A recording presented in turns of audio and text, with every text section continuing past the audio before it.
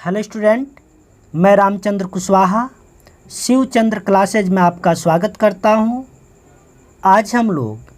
Class 10th के English के first lesson a letter to God का स्टडी करेंगे, जिसके राइटर हैं जी.एल. फुवेंट्स। तो सबसे पहले ए लेटर टू गॉड जो आपके लेसन का टाइटल है, इसका हिंदी अनुवाद देखेंगे। ए लेटर का मतलब एक पत्र, टू गॉड का मतलब ईश्वर को, अर्थात ईश्वर को एक पत्र या ईश्वर के नाम एक पत्र। अबाउट के बारे में, द ऑथर का मतलब लेखक के, अर्थात लेखक के बारे में। सबसे पहले हम देखेंगे लेखक के बारे में। द ऑथर का मतलब लेखक, ऑफ द स्टोरी का मतलब कहानी के, ए लेटर टू गॉड अर्थात a letter to God, is का मतलब हैं जी.एल. फुवेंट्स का मतलब जी.एल. फुवेंट्स, अर्थात ए लेटर टू गॉड कहानी के लेखक जी.एल. फुवेंट्स हैं। ही का मतलब वाज का मतलब थे, वन का मतलब एक, ऑफ द ग्रेटेस्ट राइटर्स का मतलब कि महानतम लेखकों में से, ऑफ दैट टाइम का मतलब उस समय के, अर्थात वह उस समय के महानतम लेखकों में से एक थे। ही का मतलब वाज का मतलब थे, ए मैक्सिकन पोएट का मतलब एक मैक्सिकन कवि, नॉवलिस्ट का मतलब उपन्यासकार, एंड और आल्सो का मतलब भी जर्नलिस्ट का मतलब पत्रकार, अर्थात वह एक मैक्सिकन कवि, उपन्यासकार और पत्रकार भी थे। द स्टोरी का मतलब कहानी, रिवॉल्व्स घूमती है, अराउंड चारों तरफ या इर्द गिर्द, द आइडिया का मतलब विचार के, आप हैविंग अनक्वेश्चनेबल फैथ, अनक्वेश्चनेबल असंकनीय, फैथ विश्वास, इन गॉड का मतलब ईश्वर में, अर्थात यह कहानी ईश्वर में असंकनीय विश्वास के विचारों के इर्द गिर्द घूमती है, या यह कहानी ईश्वर में असंकनीय विश्वास के विचारों के बारे में बताती है। अबाउट का मतलब बारे में, द लेसन का मतलब पाठ के, अर्थात पाठ के बारे में। द स्टोरी का मतलब कहानी, ए लेटर टू गॉड अर्थात a letter to God, by का मतलब द्वारा, जी.एल. फुवेंट्स का मतलब जी.एल. फुवेंट्स की, डिपिक्ट्स दर्शाती है, अनवेवरिंग का मतलब अटल, फैथ का मतलब विश्वास को, आप ए फार्मर का मतलब एक किसान के, इन गॉड का मतलब ईश्वर में, अर्थात जी.एल. फुवेंट्स द्वारा रचित कहानी ए लेटर टू गॉड ईश्वर में एक किसान के अटल विश्वास को दर्शाती है। इट यह बिगिंस शुरू होती है, विथ का मतलब से, ए फार्मर का मतलब एक किसान से, यह एक किसान से शुरू होती है। नेम्ड लेंचो, जिसका नाम लेंचो था, एक्सपेक्टिंग उम्मीद करता है, फार के लिए, ए रैन सोवर बारिश की बौछार की, टू न्यूरिश का मतलब पनपना, फूलना, विकसित होना, बढ़ना, हिज फील्ड का मतलब उसके खेत, आप कार्न का मतलब अनाज के, अर्थात यह कहानी एक किसान से शुरू होती है जिसका नाम लेंचो था, जो एक बारिश की बौछार की उम्मीद करता है, जिससे उसके अनाज के खेत फल फूल सके या पनप सके या वृद्धि कर सके। ही का मतलब वह, इज का मतलब है अर्थात उसे है,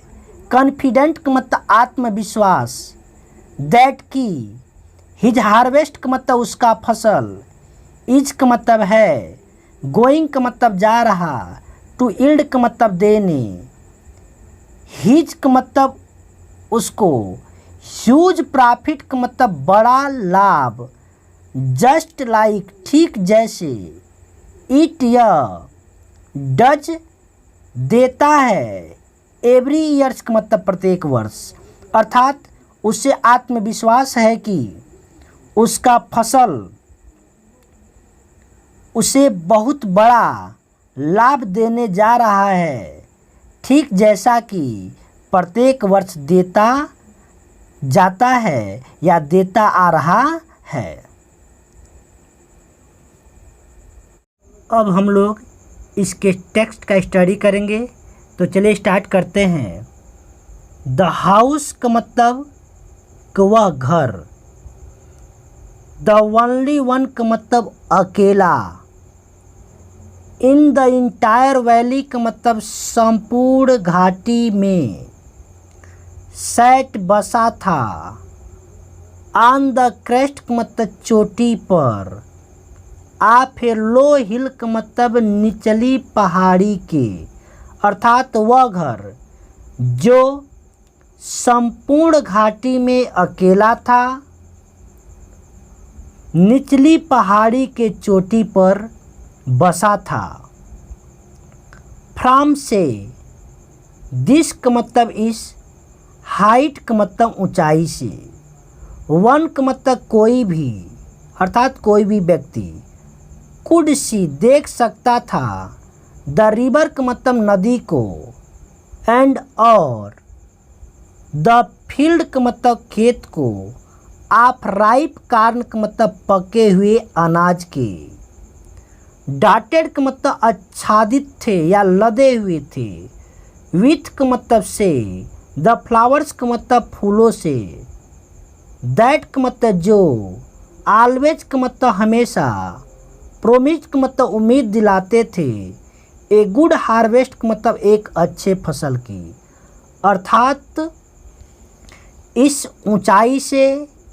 कोई भी नदी को और पके हुए अनाज के खेतों को देख सकता था जो फूलों से लदे हुए थे, जो हमेशा अच्छे फसल का उम्मीद दिलाते थे। द ओनली थिंग्स,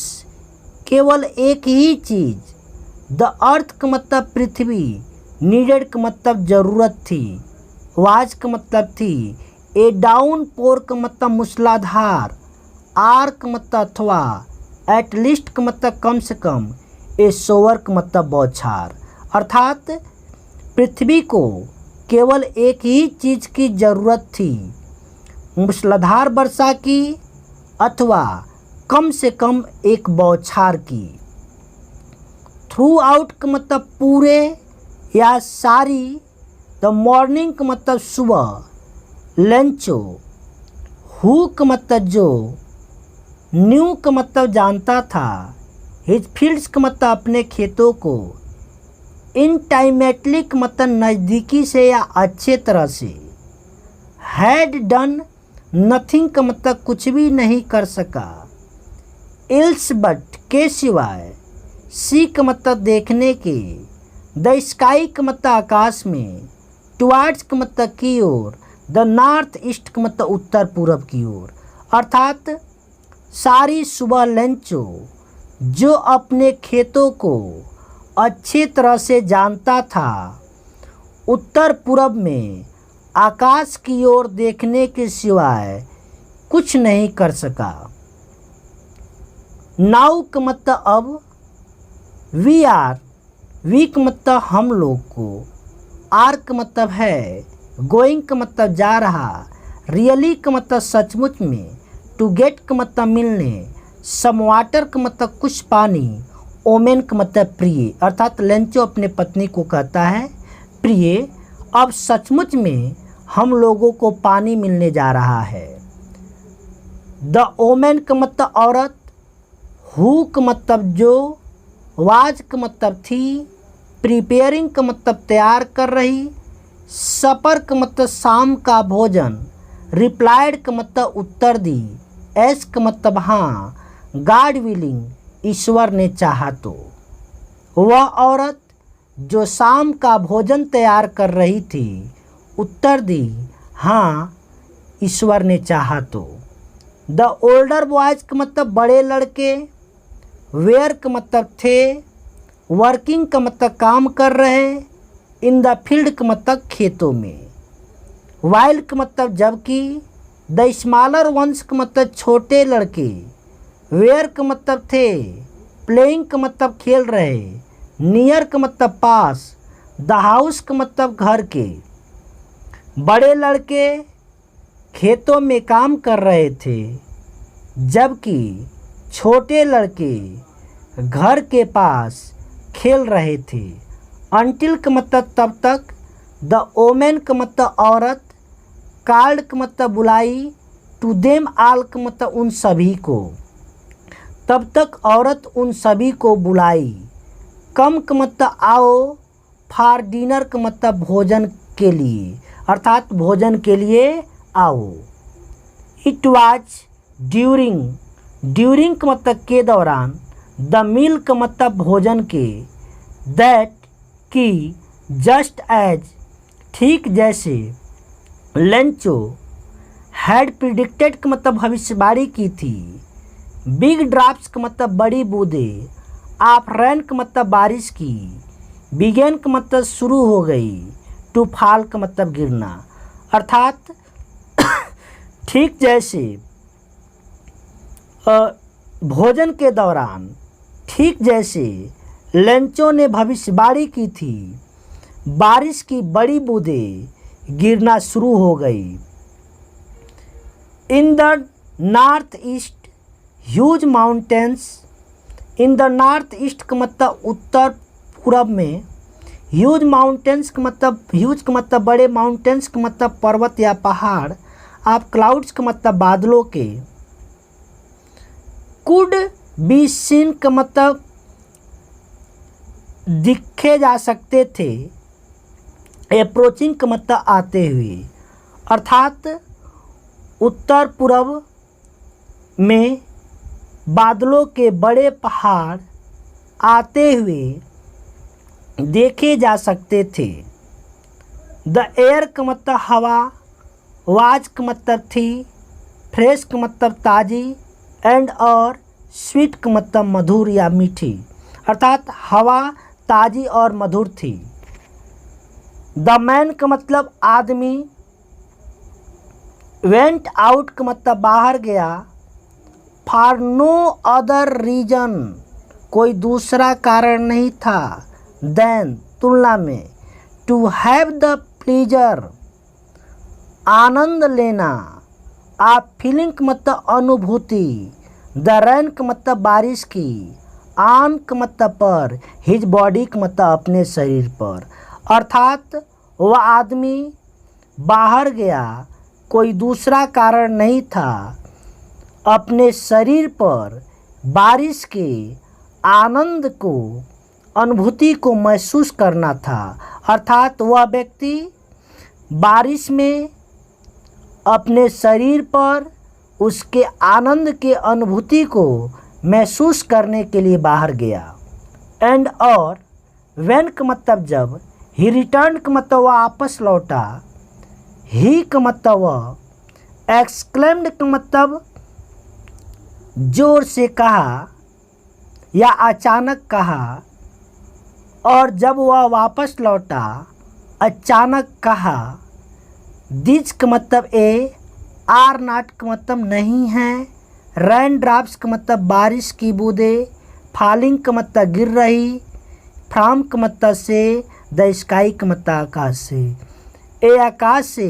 बारिश की बूंदें नहीं गिर रही हैं। दे का मतलब वे, आर का मतलब हैं, न्यू कॉइन्स का मतलब नए सिक्के, वे नए सिक्के हैं। द बिग ड्रॉप्स का मतलब बड़ी बूंदें,